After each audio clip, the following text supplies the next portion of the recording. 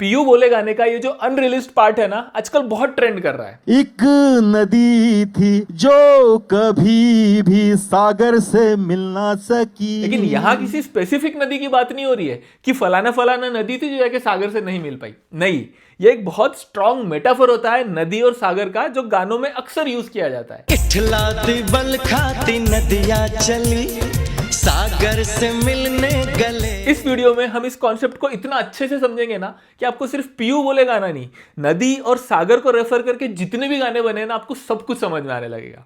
So let's start with,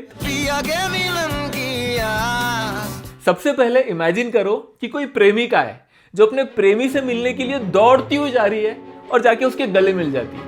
तो poetry में नदी को भी एक प्रेमिका की तरह देखा जाता है, क्योंकि नदी का जन्म चाहे कहीं भी हुआ हो, वो भी बहती हुई बहुत कोसों दूर दौड़ती हुई जाती है और अंत में जाके सागर से मिल जाती है। सागर से मिलने के लिए जो प्यासी नदियाँ चली, प्रीतम से मिलने के लिए वैसे ही प्रिया चली। अब इमेजिन करो कि वो जो प्रेमिका है जो दौड़ती हुई जा रही है, उसके मन में कितनी खुशी होंगी, अंदर से कितनी एक्साइटेड होंगी वो, क्योंकि उसको पता है आज नहीं तो कल मिलन होगा। आए रे मिलन तो है, आए रे मिलन तो है, आए रे मिलन तो है। ये जो एक्साइटमेंट है ना, ये उसकी चाल में, उसकी ढाल में, उसके एटीट्यूड में नजर आ जाएगा। तो कल इतनी ही खुश एक नदी नजर आई मुझे, तो मैंने उससे पूछ लिया कि एक नदी से मैंने पूछा, इठला के जल्दी कहाँ। इठलाना मतलब ऐसे मटक मटक के नखरे करके चलना। तो मैंने नदी से पूछा कि तेरा जो पिया का घर है अभी तो बहुत दूर है ना तेरा सागर, तो तू अभी से क्यों इतना नखरे कर रही है? दूर तेरे पी का घर है, बलखा के जल्दी कहाँ। अब बलखाना भी एक बहुत इंटरेस्टिंग वर्ड है। जब हम बहुत एक्साइटमेंट में ऐसा मस्ती में डोलते रहते हैं ना, तो हमारे शोल्डर और हमारी वेस्ट ऐसी वेव फॉर्म करती है। तो नदी की जो वेव पैटर्न होता है, जो जिगजैग चलती है नदी, उसको भी ऐसे ही देखा जाता है कि नदी मस्ती में डोलती हुई जा रही है। और ये जो वर्ड है ना, बलखाना या इठलाना, इसको नदी के लिए और भी गानों में यूज किया गया है। फॉर एग्जाम्पल, इठलाती बल खाती नदियाँ चली, सागर से मिलने गले। अब कोई लड़की इठलाती बलखाती उस इनोसेंट जॉय में अपने पिया से मिलने जा रही थी, आपने उसको रास्ते में पूछ लिया कि कहाँ चलती बता, तो ऑब्वियसली वो थोड़ा तो शर्माएगी ना। थोड़ा वो घबराई, थोड़ा सा शर्माई, पूछ ली यहाँ से वहाँ। पर हर प्रेमिका का या हर नदी का अपने मंजिल तक पहुंच जाना, अपने पिया तक पहुंच जाना जरूरी तो नहीं। कई सारी प्रेम कहानियां ऐसी भी है ना जो अधूरी रह गई है। एक नदी थी जो कभी भी सागर से मिल ना सकी। जितनी भी बड़ी बड़ी महान लव स्टोरीज है ना, हीर रांझा, लैला मजनू, ससी पुन्नू, सब अधूरी थी, कोई पूरी नहीं हुई थी। कोई नदी सागर से मिल नहीं पाई थी, क्योंकि हर आशिक को अपने महबूब से मिलने के रास्ते में कई सारी कठिनाइयां आती है। उसको बहुत सारी स्टेजेस पार करके जाना पड़ता है। ये दुनिया के रीति रिवाज, समझदारी, हमारी आइडेंटिटी, ये सब कुछ बीच में आ जाता है रुकावट बनकर। एग्जैक्टली वैसे ही जैसे कोई नदी सागर से मिलने जा रही हो और उसके बीच में कोई पर्वत आ जाता है, कोई पहाड़ आ जाता है, रास्ता ब्लॉक कर देता है। रास्तों के पर्वतों को पार कर ना सके। अब इस पॉइंट पे किसी भी लवर के पास सिर्फ दो ही ऑप्शन है, या तो ये दुनियादारी के रीति रिवाजों में फंस के वहीं रह जाओ, या तो खुद को आजाद करो, अपनी आइडेंटिटी सैक्रिफाइस कर दो, फना कर दो और सब छोड़ छाड़ के जाके अपने पिया से मिल जाओ।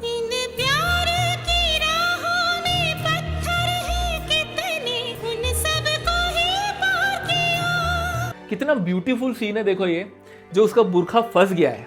अगर उसको अपने पिया से मिलना है तो उसको अपना बुरखा पीछे छोड़ के जाना पड़ेगा, वरना वो वहीं फंसी रह जाएगी। इस सीन के ऊपर ना मैं अलग से 1-1.5 घंटे का वीडियो बना सकता हूँ, लेकिन अभी इस कॉन्टेक्स्ट में, नदी सागर के कॉन्टेक्स्ट में, हम इसको शॉर्ट में समझने की कोशिश करते हैं कि क्या हुआ। वो बुरखा उसकी एक अलग आइडेंटिटी थी जो उसको अपने पिया से दूर रख रहा था। वो जो ईश्वर है ना, जो हम जिससे इश्क करते हैं, रब, अल्लाह, भगवान, वो सब हमारे अंदर ही समाया हुआ है। अब मेरे अंदर है भगवान, फिर भी मैं क्यों नहीं देख पा रहा?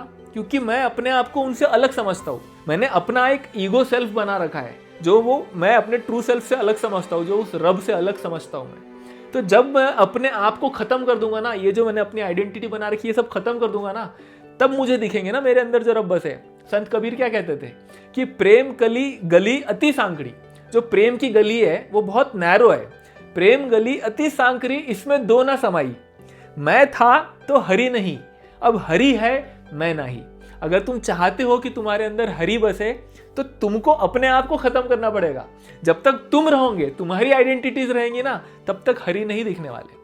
तो इस सीन में वही दिखाया है कि किस तरीके से वो अपने आइडेंटिटीज डिटैच कर रही है। इसको आप किसी रिलीजन के साथ मत जोड़ो। It's a symbolical way of showing कैसे तुमको अपने पिया तक पहुंचने के लिए अपना सब कुछ खत्म करना पड़ेगा। इसके ऊपर बोलता क्या ना मैं तो 2-3 घंटे का वीडियो यहीं पे बन जाएगा। Let's come back to our nadi sagar metaphor. कितना ब्यूटीफुली इस चीज को अब नदी सागर के साथ कनेक्ट किया, देखो नेक्स्ट लाइन में। एक नदी हूँ मैं चाहत भरी, आज मैंने सागर को आई यहाँ। अब नदी इतनी जद्दोजहद करके अपने पिया सागर तक मिलने पहुंच तो गई है, वो उसके दर पे खड़ी है। लेकिन अब सागर का पॉइंट ऑफ व्यू क्या है? अभी तक हमने सिर्फ नदी के पॉइंट ऑफ व्यू से देखा ना, सागर क्या सोचता है इस मिलन के बारे में, वो देखते हैं नेक्स्ट पार्ट में।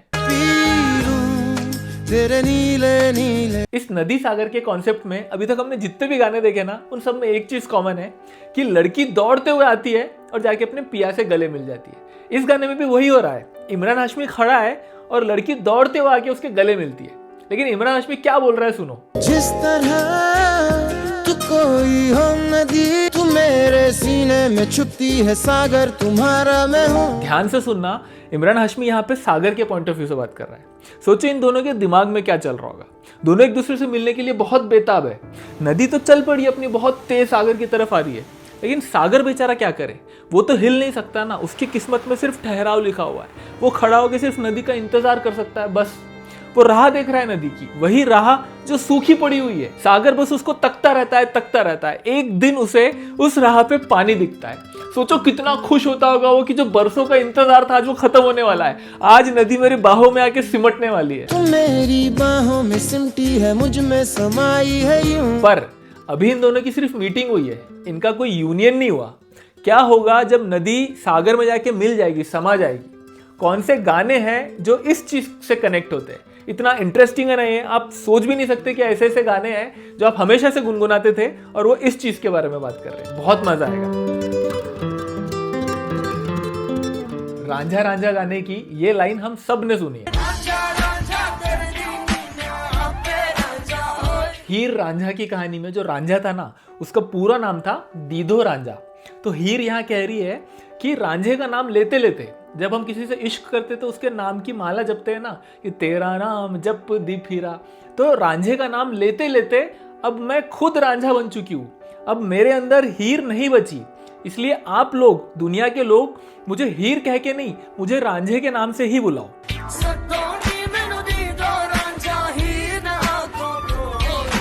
इमेजिन करो कि नदी की जगह समंदर में एक प्लास्टिक का बॉल चले जाए तो क्या होगा?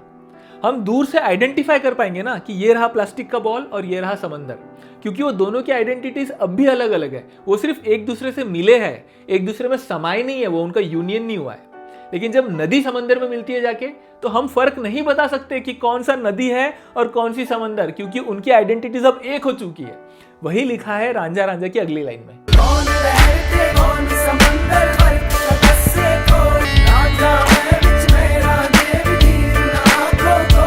सागर से मिलने के पहले तक नदी को अलग नाम से बुलाया जाता था, उसको नदी करके पहचाना जाता था।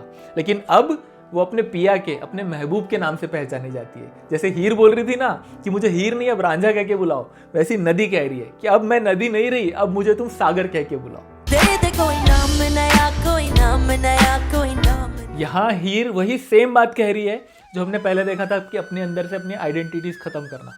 तो हीर कह रही है कि मेरे अंदर हीर नहीं बची, मतलब मेरा मुझ में कुछ ना ही, जो होवत सो तोर, मेरे अंदर सब कुछ रांझा का बचा है अभी। और इश्क जब इस मुकाम पे पहुंच जाता है ना, तो हर आशिक का मन करता है कि मैं भी अपने महबूब की तरह दिखूं। सिर्फ दिखूं ही नहीं, मेरे रगों में खून भी उसी के रंग का बहे, मेरे अंदर से खुशबू भी उसी की आए। जब मेरे अंदर मैं बची नहीं हूं तो मेरी खुशबू कहाँ से आएगी? मेरे अंदर सिर्फ वही बचता है, तो खुशबू भी उसी की आएगी ना। इसलिए लिखा है ना वो, अब वो ही महकता है मेरे भीतर हर सू। और ऐसा इसलिए होता है क्योंकि आशिक ने अपनी सेल्फ आइडेंटिटी अपने पिया में, अपने महबूब में फना कर दी है, जिसको हम इंग्लिश में कहते हैं annihilation of the ego in the beloved. अगर आप ईश्वर से इश्क करते हो ना, रब से इश्क करते हो, तो हम बोलते हैं कि ईश्वर में विलीन हो जाना, आत्मा का परमात्मा से मिलन, जिसके बाद देयर इज नो डुअलिटी, सिर्फ एक ही सत्य बचता है। और वो है हमारा बिलोवेड। इसी बात पे मिर्जा गालिब का एक बहुत खूबसूरत शेर है कि इशरत कतरा है दरिया में फना हो जाना। इशरत मतलब जॉय, प्लेजर।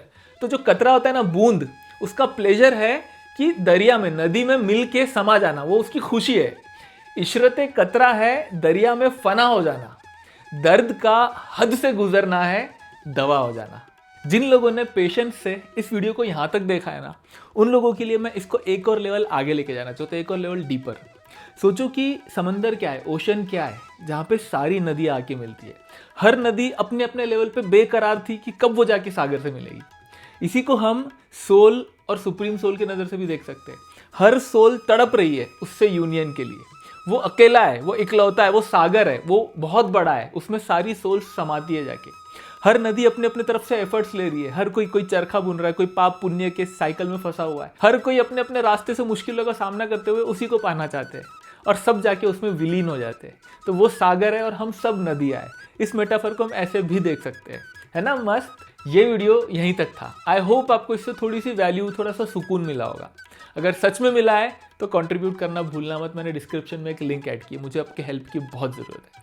मैं मिलता हूँ आपसे नेक्स्ट वीडियो में, और तब तक के लिए बाय बाय।